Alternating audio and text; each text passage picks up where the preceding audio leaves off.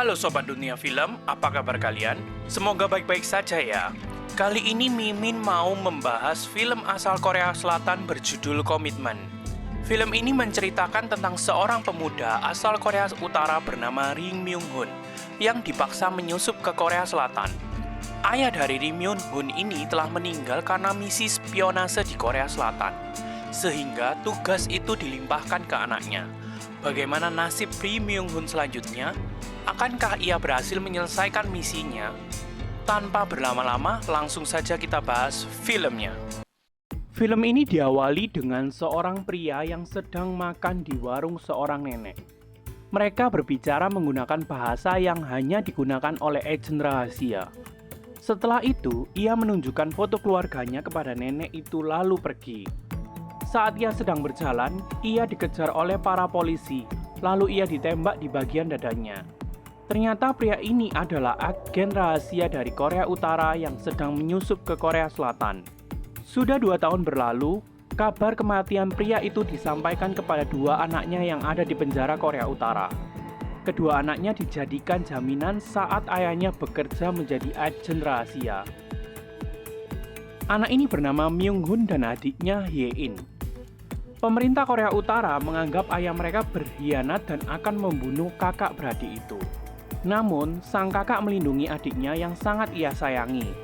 Akhirnya, setelah melakukan pertimbangan, kolonel tidak jadi membunuh mereka dan menugaskan sang kakak untuk menggantikan misi ayahnya. Ia pun diberi nama Kang Dae-ho dan segera pergi menjalankan misinya. 공작원이 되란 Dae-ho tinggal di rumah pasangan Korea Utara yang sudah lama menjadi mata-mata. Di sana, Dae-ho menyamar menjadi siswa SMA. Keesokan harinya, Dae-ho memulai harinya menjadi siswa SMA. Ia melakukan perkenalan dan duduk di sebelah wanita di kursi belakang. Tidak lama kemudian, segerombol siswa mendatangi wanita itu dan membulinya. Dae-ho tidak menggubris para pembeli tersebut, namun ia menyadari bahwa nama wanita di sampingnya itu sama seperti nama adiknya, Lee Hye-in. Scene berganti saat para pembuli itu memojokkan Dae-ho di rooftop sekolah mereka. Salah satu dari mereka memukul wajah Dae-ho tapi tidak digubris olehnya. Sampai salah satu dari mereka mengambil dompetnya dan melihat foto keluarganya. Mereka mengolok-olok Dae-ho sebagai anak keluarga blasteran Cina Korea.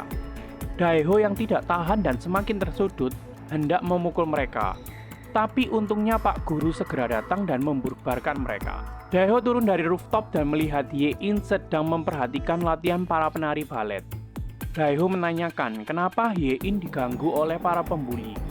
Dan Hye-in menjawab, tidak ada alasan jelas. Saat di kelas, Dae-ho dan Hye-in mendapatkan hukuman karena mereka terlambat datang ke sekolah. Hye-in tersenyum memperhatikan tingkah Dae-ho. Sesampainya di rumah, Dae-ho menerima paket berisi telepon dan menerima misi pertamanya. Dae-ho harus mencari dan membunuh salah satu agen dari unit 35 bernama Big Dipper. Scene berganti saat Dae-ho sampai di sekolah dan melihat Hye-in yang sedang dibully. Hye-oh datang dan segera membantunya. Pelajaran pun dimulai, tapi Dae-ho tidak berhenti memperhatikan Hye-in. Dan guru yang menyadari hal itu memberikan pertanyaan pada Dae-ho. Hye-in lalu menyodorkan jawabannya yang ada di kertas ke Dae-ho. Tapi Dae-ho bisa menjawab pertanyaan yang diberikan dengan mengagumkan. 이윤과 디귿이 맞는 상황이므로 정답은 5번입니다. Saat sekolah usai, Dae-ho ada di ruang piano. Ia mengingat momen-momen saat ia memainkan piano bersama adiknya. Tiba-tiba, Hye-in masuk dan mengagetkan Dae-ho. Hye-in lalu berlatih tarian balet yang disukainya. Tak berselang lama, geng tari masuk dan membuli Hye-in. Hal ini didengar oleh Dae-ho. Sepulang sekolah, Dae-ho kembali menjalankan misinya untuk mencari Big Dipper. Saat ia berhasil menembak mobil Big Dipper, banyak orang yang melihat aksinya sehingga ia membatalkan misinya.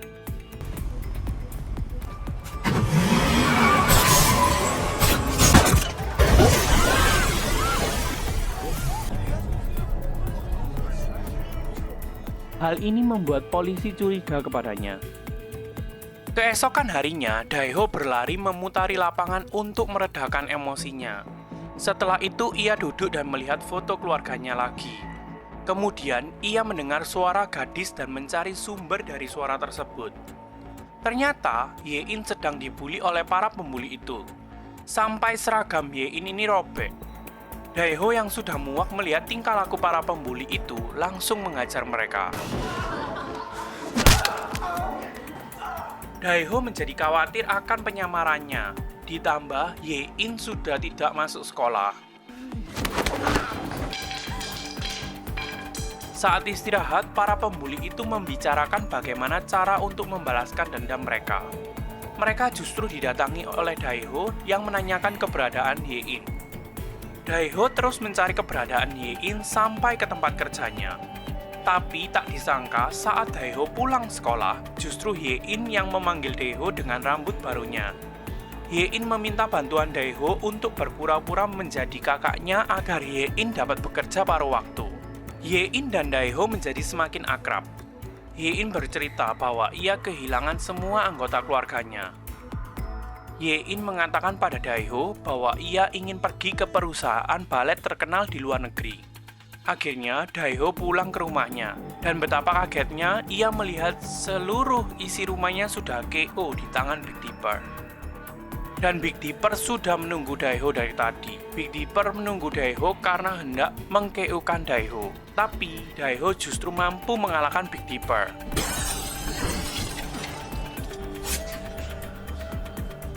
Lalu Daeho berusaha menghilangkan jejaknya dengan membakar rumah orang tua angkatnya lalu pergi.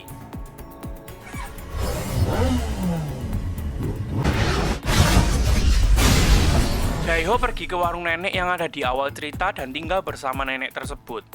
Awalnya, nenek itu menolak Daeho. Tapi setelah Daeho mengucapkan kode rahasia, nenek itu menyadari bahwa Daeho adalah agen rahasia. Nenek itu merawat Daeho sampai suatu ketika saat mereka berjalan datanglah mobil patroli polisi. Nenek yang sudah berpengalaman tetap tenang menghadapi polisi tersebut. Ternyata sang nenek bertugas untuk melindungi agen rahasia yang menjalankan misi. Daeho menceritakan keluarganya kepada nenek dan betapa terkejutnya sang nenek saat melihat foto keluarga Daeho. Karena ia menyadari bahwa Daeho adalah anak dari pria yang datang ke warungnya dulu. Waktu berlalu, Daeho mendapatkan misi terakhirnya. Ia diminta merebut barang penting yang direbut oleh agen lain. Jika dia berhasil, maka ia akan bisa bertemu kembali dengan sang adik. Daeho pun tidak bisa memungkiri kerinduannya kepada adiknya saat melihat video adiknya itu. Dan pada akhirnya ia menyetujui misi tersebut walaupun harus mengorbankan nyawanya. Daeho menjalankan misinya. Ia menyerbu tempat tersebut dan mengambil barang yang diinginkan oleh Kolonel Moon.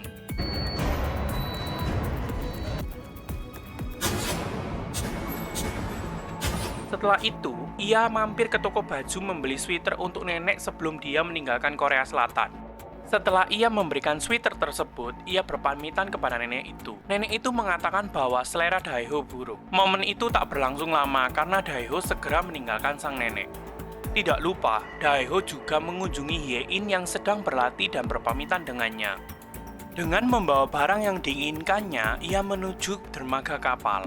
Tapi tak disangka saat ia akan diantarkan menyeberang oleh agen rahasia, Daeho ditusuk oleh agen tersebut. Agen itu tidak terima karena Daeho dapat berhasil ke Korea Utara. Walaupun dalam kondisi terluka, Daeho tetap mampu melumpuhkan agen rahasia tersebut. Ia segera mencari bantuan karena kondisinya yang terluka. Saat ia kembali ke nenek itu, Daeho dikejutkan dengan kondisi nenek yang sudah dikepung oleh polisi. Dan nenek itu menyadari bahwa seluruh agen tidak aman. Ia berteriak menyuruh semua agen untuk pergi termasuk Daeho. Daeho yang melihat kejadian itu lalu pergi mencari tempat berlindung sambil menahan luka yang dia alami. Daeho memutuskan pergi ke rumah Ye-in. Ye-in kaget melihat Daeho yang sedang terluka berat. Ia merawat Daeho di rumahnya dan akhirnya mengetahui bahwa selama ini Daeho adalah agen rahasia Korea Utara. Kolonel Moon datang ke Korea Selatan dan mencari Daeho karena barang penting itu masih dibawa oleh Daeho.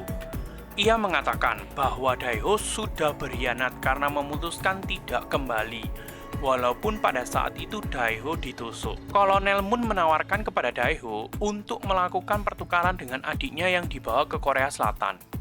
Daeho pun pergi meninggalkan Hye-in dan meninggalkan foto keluarga dan surat kepada Hye-in.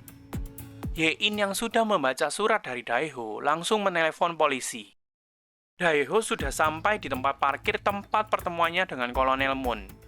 Daeho yang melihat adiknya disandra seketika marah dan baku tembak pun terjadi. Daeho berusaha menyelamatkan adiknya yang dibawa kabur oleh anak buah Kolonel Moon. Namun, melihat mobil polisi yang sedang mengepung, Daeho memutuskan untuk kabur. Di tempat lain, Hye-in yang hendak keluar diculik oleh anak buah Kolonel Moon. Daeho yang mengetahui Hye-in disandra juga oleh Kolonel Moon membuat perasaannya campur aduk. Daeho menangis dan merasa putus asa dengan semua hal yang dialaminya.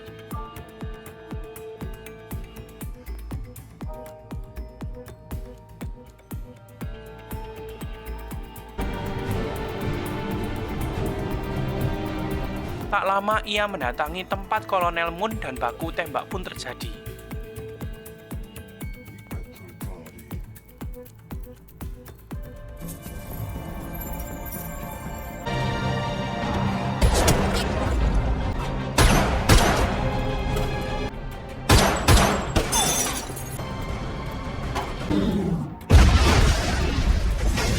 Daeho akhirnya bisa menyelamatkan Hye-in. Namun Kolonel Moon yang belum mati menahan Daeho. Di saat itu Daeho menyuruh Hye-in pergi, dan Daeho menghadapi Kolonel Moon. Daeho yang terluka parah sudah bersiap menembak dan dibantu oleh polisi Korea Selatan. Akhirnya ia memutuskan untuk menyerahkan dirinya ke polisi dan menembak Kolonel Moon. Misi pun berakhir. Tapi Daeho tidak bisa terselamatkan saat menuju perjalanan untuk menemui adiknya. Hye-in pun menangis mengetahui hal tersebut. Akhir cerita, Hye-in teman Daeho dan Hye-in adiknya bertemu dan berjalan. Mereka bercerita mengenai Daeho. Bersama Hye-in, Daeho menemukan jati dirinya dan film pun tamat.